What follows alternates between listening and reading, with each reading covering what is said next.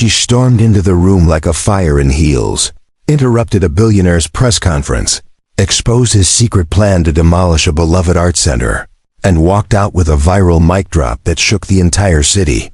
But what she didn't expect was to end up planning a black tie gala with the very man she was trying to take down. Enemies become partners, sparks fly, and one decision will change everything. If you are new to the channel, then please subscribe to the channel, like the video, and tell us where you are watching from. Now let's jump into the story. The moment Leona March heard the name Griffin Hawley, her heart thudded like someone had dropped a speaker on full volume inside her chest. She stood near the entrance of the old Stonebridge Arts Hall, her fingers tightening around the clipboard she carried. Sunlight poured in through the tall windows, splashing the faded wood floor in gold. But all she could see was Red Griffin Hawley, the tech billionaire turned developer, the man who had bought up half the neighborhood in the name of revitalization, was now the new owner of her art center, the same one where she had learned to paint as a child, where she now ran free programs for kids, dance classes for seniors, and community workshops for anyone who needed a space to breathe. Miss March, came a nervous voice behind her. It was Mr. Yates, the building manager, shifting his weight from one foot to the other like he wanted to disappear into the potted plant beside him. They're about to start the press conference. Should I let the reporters in now? Leona glanced at the double doors of the small media room. She could already hear Griffin's voice inside, smooth, confident, full of the kind of charm that usually came with designer suits and zero empathy. Her jaw tightened. "No," she said, marching past Mr. Yates, heels echoing like war drums across the marble floor. "I'm going in first." Inside, the room was lined with cameras and lights, journalists chattering quietly as Griffin Hawley stood behind a podium, looking every inch the billionaire. Tailored charcoal jacket, clean-shaven jaw, and that smile that didn't quite reach his eyes. When he saw Leona, he blinked in surprise, then smiled wider. "Miss March," he said smoothly, "this is a private event." "Funny," she said, striding up beside him like she owned the place. "That's what your office said the last 3 times I requested a meeting." She faced the press, her voice loud and clear. "Just so everyone knows, this man plans to evict the local art programs, the after-school classes, and even the theater troupe, all to build more condos with granite countertops." A ripple of murmurs swept through the room. Flashbulbs popped. Griffin's smile faltered. "That's not exactly accurate." "He started really," she cut in, raising a brow, "because that's what your demolition permit says. Unless you're planning to build a giant gallery of marble and regret. I think people deserve to know." Griffin exhaled slowly, clearly annoyed. But keeping his composure, he leaned slightly toward her, voice low. "You're very spirited." "I get that a lot," Leona said sweetly, stepping back toward the doors. But as she turned, the heavy wooden frame clicked shut behind her, and a faint red light flickered above a hot mic. Still livid, Griffin's voice came through the speakers before anyone could stop it, laced with irritation. "Who let her in? She's like 5 feet of glitter and fury. I swear, this is why I hate working with local activists." The silence that followed was louder than any shout. Leona slowly turned around, her eyes locking onto his. "Well," she said with a half-smile. That mic was live. Sugar gasps filled the room. One reporter whispered, "Oh snap," under her breath. And somewhere near the back, Mr. Yates dropped his clipboard. The next morning, the clip had gone viral. People shared it with hashtags like #glitter and fury and #ArtNotCondos. Opinion pieces popped up calling Leona a hero. Griffin's team scrambled to do damage control. And by noon, the Stonebridge Board of Trustees made a surprise announcement in the spirit of collaboration. They declared Leona March and Griffin Hawley would co-chair the 50th annual Stonebridge Community Arts Gala, an event meant to raise funds for the very center at the heart of the controversy. Leona stared at the press release like it had grown legs and tap danced across her desk. Her phone buzzed nonstop, texts from supporters, her best friend Jamie sending popcorn emojis, and one message from Mr. Yates that simply read, "Good luck." She didn't want to see Griffin Halley again, didn't want to sit across from him at meetings or argue about table linens and sponsor logos. But she also couldn't walk away, not when the center's future was still hanging in the balance. Next morning, she walked into the boardroom wearing her brightest blouse, yellow like defiance, and heels that added 3 inches to her already unshakable stance. Griffin was already there, sipping coffee like nothing had happened, as if his ego hadn't been dragged across the internet by millions of strangers. "You look like sunshine and vengeance," he said, not even looking up. "You look like a tax deduction," she replied, taking a seat beside him. Board chair, Margie Belmont, smiled like she was trying to calm a volcano with chamomile tea. "We believe this could be a beautiful partnership," she said, hands folded in hope. Leona and Griffin exchanged a long look, both silently agreeing this was going to be anything but easy. Still, somewhere behind the sparks, something else lingered, something they both pretended not to notice. Leona sat at the long glass table in the conference room, staring at the prof pretended not to notice. Empty chair across from her. The walls were lined with artwork from local kids, watercolors of city skylines, portraits of pets, and abstract swirls that looked like dreams. She tapped her pen against her notebook, each click louder than the last. Griffin Halley was 10 minutes late again. He better not be ghosting already, she muttered under her breath, just as the door swung open, and in he walked, holding 2 coffees, wearing a navy blue jacket and the kind of smug grin that could make saints roll their eyes. "Before you throw that pen at me," Griffin said, setting 1 cup in front of her. "This one's oat milk, no sugar."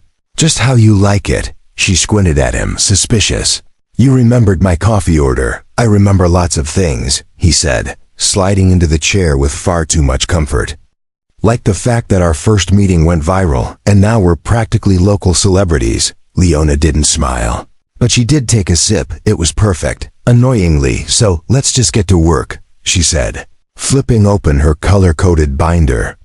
"We need a gala name, venue ideas, theme, and potential sponsors by Monday. And we need them approved by the board, which means it all has to be polished, clear, and conflict-free. Or as close as we can fake it." Griffin raised an eyebrow. "You don't think we can actually agree on something?" "I think we couldn't agree on pizza toppings if we tried," she replied, already writing notes. "But I care more about this center than my ego. Can you say the same?" He tilted his head slightly, then nodded, more serious now. "You're right. Let's do this." They brainstormed for the next hour, tossing out theme ideas, some elegant, some ridiculous. "What about Twilight at Stonebridge?" Leona suggested, tapping her pen thoughtfully. Griffin frowned. "Sounds like a vampire prom. It's poetic." She argued, "It's sparkles and mood swings." He countered, grinning. Next, they went back and forth, the room filled with laughter, banter, and stacks of reference books, until a quiet moment fell between them. Leona leaned back in her chair, watching him, not with anger this time, but with something softer. "You know," she said after a pause, "I started coming to the center when I was 7. My dad worked nights, and my mom worked 2 jobs. This place was where I went after school. I took drama classes, I painted. I felt like I mattered." Griffin looked up, the smile gone, something more thoughtful in its place. "I didn't know that." "Of course you didn't," she said gently. "You just saw a building and a price tag." "Not anymore," he said quietly, fingers tracing the edge of his notebook. "My mom was a painter. We moved around a lot. Never had a steady home. I remember this one winter we lived in a place with no heat. She got sick, real sick, still kept painting, even when the watercolors froze overnight." Leona blinked, surprised. "I'm sorry," he shrugged, looking away. "She came to Stonebridge once, long ago, said it was the only place in the city that felt like magic. I didn't know that when I bought the property, but after everything, I looked into the records. Her name's there. She volunteered for one summer art camp." Leona's chest tightened. The air between them felt heavier now, not uncomfortable, but important. Why didn't you tell anyone? She asked. Because telling it out loud makes it real, he admitted. And real things can be taken away. They sat in silence for a beat. The only sound was the soft hum of the air conditioner and the far-off chatter of kids down the hallway. You're not what I expected, Leona said softly. Griffin chuckled, but it wasn't smug this time, just honest. I get that a lot. Later that afternoon, they visited one of the potential venues, an old greenhouse on the east side. Tall glass panels framed by wild ivy, strings of lights hung across the ceiling beams. It smelled like lemons and soil and possibility. Leah walked ahead, clipboard in hand, while Griffin trailed behind, watching her move with purpose. You ever think we're fighting the wrong battle? He asked suddenly. She stopped, turned to face him. What do you mean? What if saving the building isn't the only way to save what happens inside it? He said, stepping closer.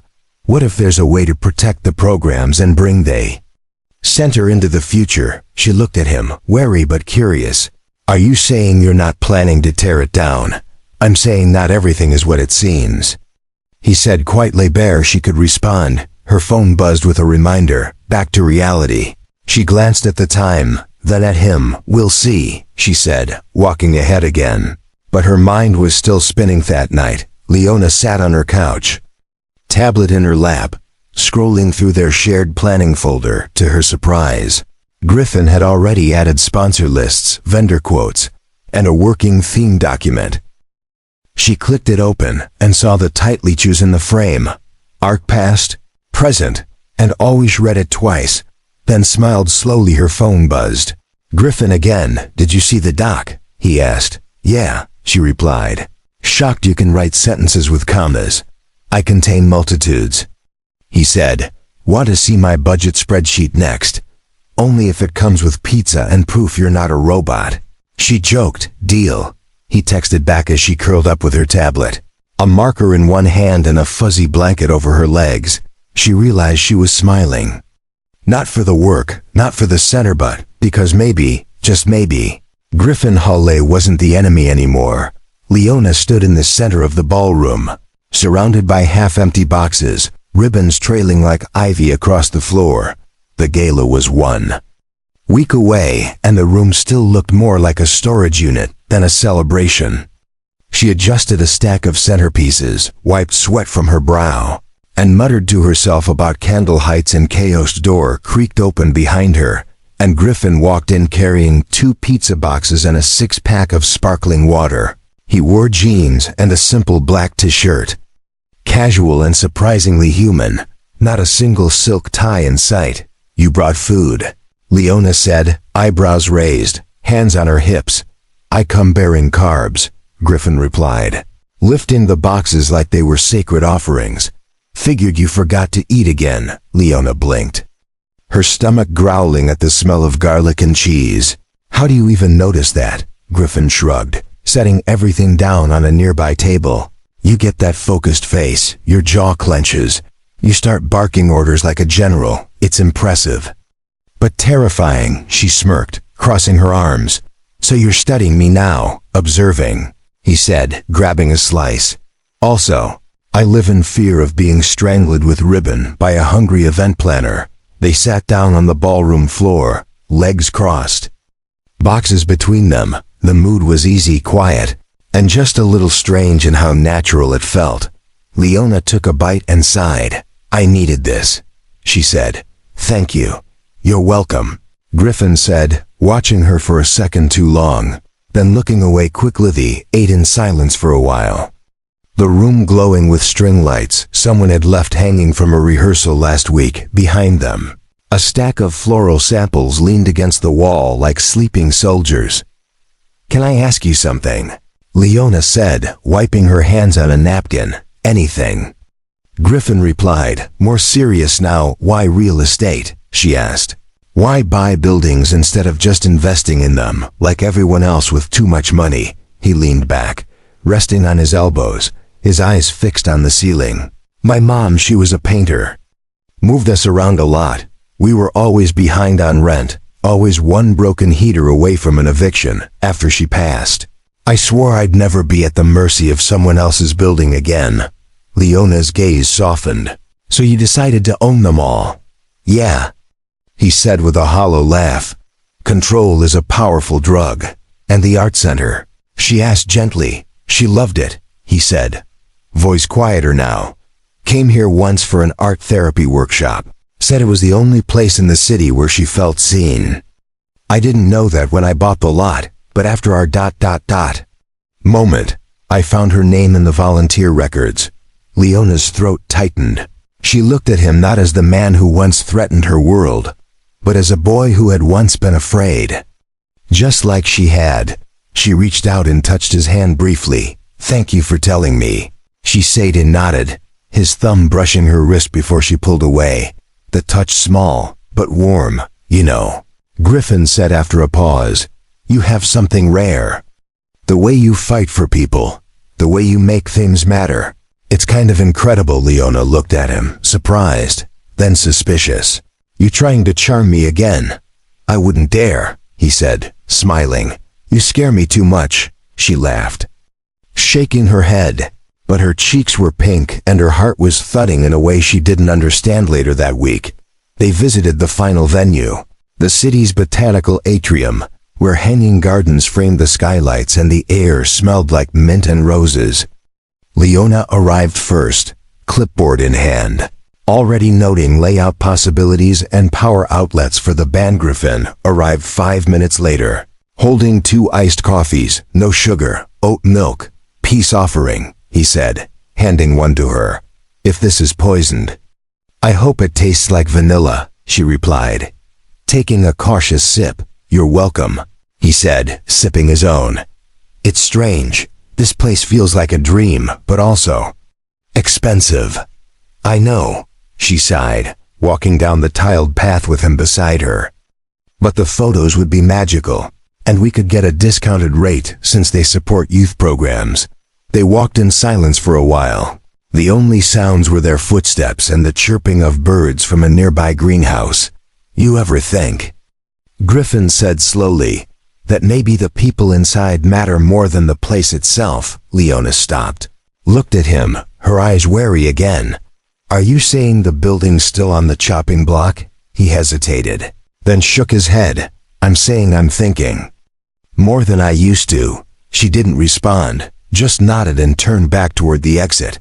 But her mind was whirling with questions. That night, back in her apartment, Leona sat curled on her couch with her tablet in her lap. Griffin had updated their planning folder again. This time with full sponsor sheets, backup timelines, and a working speech draft for the event night. But what caught her eye was the note he left on the theme file, echoes in the frame. It read, Art, past, present. Always. It was beautiful, not corporate, not market-driven. It was honest. Their phone buzzed.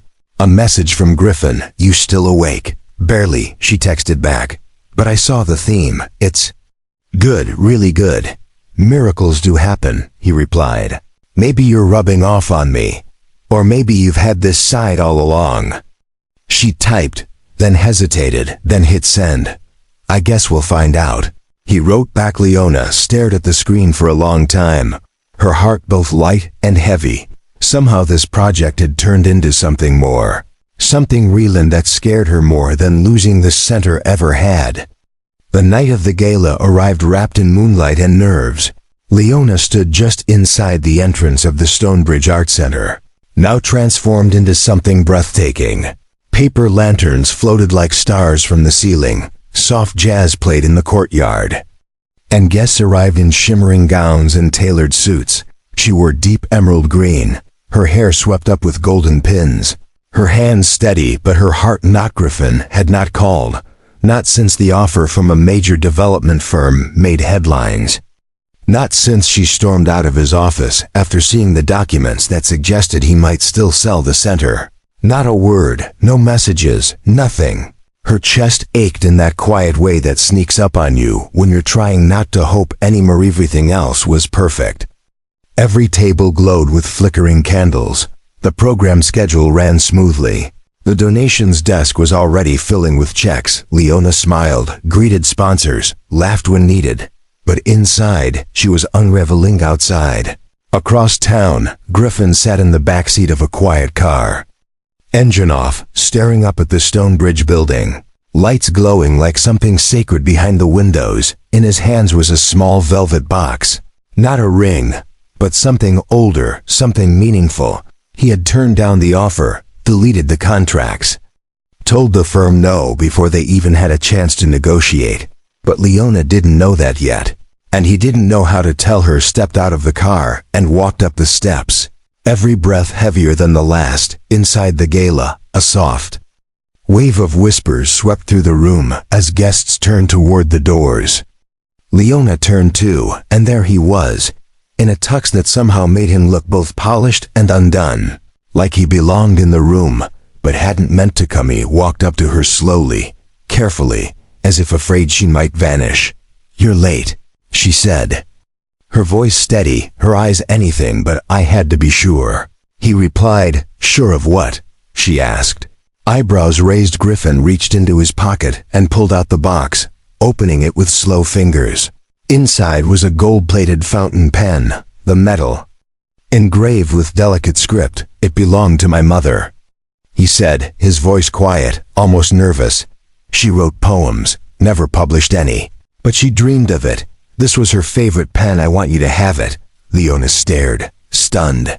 "Why?" "Because you reminded me why this place matters, why she mattered. Why art is more than a line item on a spreadsheet," he said, his gaze never leaving hers. "And because I didn't sell the building. I told them no, we're keeping the center, we're expanding. Affordable housing upstairs for artists, a permanent youth program. I already spoke to the board." Her eyes filled with tears she hadn't expected. She covered her mouth with her hand, trying to breathe, trying to understand. "You did that," she whispered. "I stayed," he said, stepping closer. "Because of you, you changed everything." She didn't answer with words. She just reached out, took his hand, and led him toward the stage under the soft spotlight. Leona stepped to the mic, her hand still entwined with Griffin's. The music lowered and the room quieted. "Good evening," she began, her voice calm, but rich with emotion. "Tonight isn't just about raising funds. It's about reclaiming something many of us forgot we were allowed to have: hope." She looked out at the audience, many of them watching with glistening eyes. For years this center has been a home, a shelter, a place where dreams are made out of paint and song and clay. And thanks to a powerful change of heart, she added, glancing at Griffin, this space will not only survive, it will grow into a place for future generations to create, to connect, to belong. The applause started soft, then grew into a standing ovation. Cheers and whistles filled the air as Leona stepped away from the mic. Griffin met her in the wings and leaned in. "Can I kiss you now?" he asked, voice barely above a whisper. "If you don't," she said, "I'm putting it in the auction program." As a punishment, he didn't wait. Their kiss was soft, real, full of everything unspoken between them. The crowd couldn't see it. The cameras didn't catch it. It was just their Sony month later. The rooftop terrace of the newly renovated center was alive with color. Leona sat sketching ideas for a mural, her curls lifted by the breeze.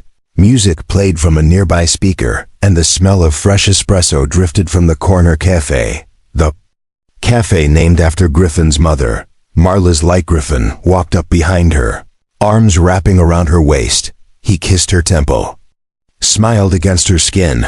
"How's the mural coming?" he asked. "The kids are loving it," she said, nodding toward the wall where teenagers were painting a phoenix rising from a swirl of stars and fire. "You really built something," he said. "We did," she replied. "You still planning salsa Wednesdays?" he asked. "And karaoke Fridays?" She added. "We're bringing in a live band next month," he groaned playfully. "I still owe you a song." "Don't I? Ain't no mountain high enough," she teased. "Those were the terms," he laughed, kissed her cheek again. "You drive a hard bargain. You're lucky I'm worth it," she said, leaning into him behind them. "Artists from the new resident program, began setting up folding chairs and string lights for a rooftop film screening. Leona watched them, her eyes filled with quiet pride. "You know," she said softly, "a year ago, I thought you were the villain in my story. I was arrogant, detached, scared," he said, brushing her hair gently. "You reminded me of what mattered, and you reminded me not every rich man is a threat." She said, "Just most." "I'll take that win," he said with a laugh. He kissed again. No stage, no crowd, just warmth and wind and the sound of paintbrushes below. "You know what I want next," Leona whispered. "A puppy, a wedding," she said with a grin, big, messy, and full of color. Griffin raised an eyebrow. "Are you proposing?" "I'm proposing mayhem," she said, grabbing her clipboard. "Are you in?" He took her hand and kissed it. "Always."